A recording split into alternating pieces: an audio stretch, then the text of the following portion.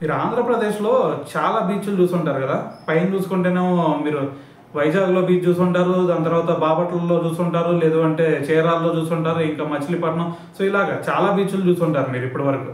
అయితే ఎప్పుడైనా సరే మీరు హైదరాబాద్‌లో బీచ్ చూసారా?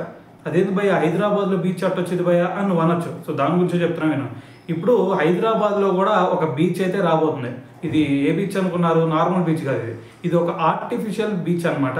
అయితే దీనికి సంబంధించి మరి హైదరాబాద్‌లో ఒక బీచ్‌ని నిర్మించాలి అని చెప్పేసి ప్రభుత్వం కూడా దీనికి ఆమోదం తెలిపిందనమాట.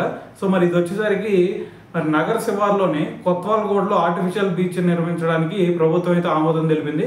మరి దీనికి ఏకంగా 35 ఎకరాలనైతే దీనికి మరి కేటాయించడం జరిగిందనమాట. 35 ఎకరాల్లో మరి దాంతో పాటు 225 కోట్ల వ్యయంతో దీన్నైతే స్టార్ట్ చేయబోతున్నారు. మరి దీనికి సంబంధించిన వర్క్స్ వచ్చేసరికి రేపు డిసెంబర్ నుంచి అయితే స్టార్ట్ అవుతాయన్నమాట.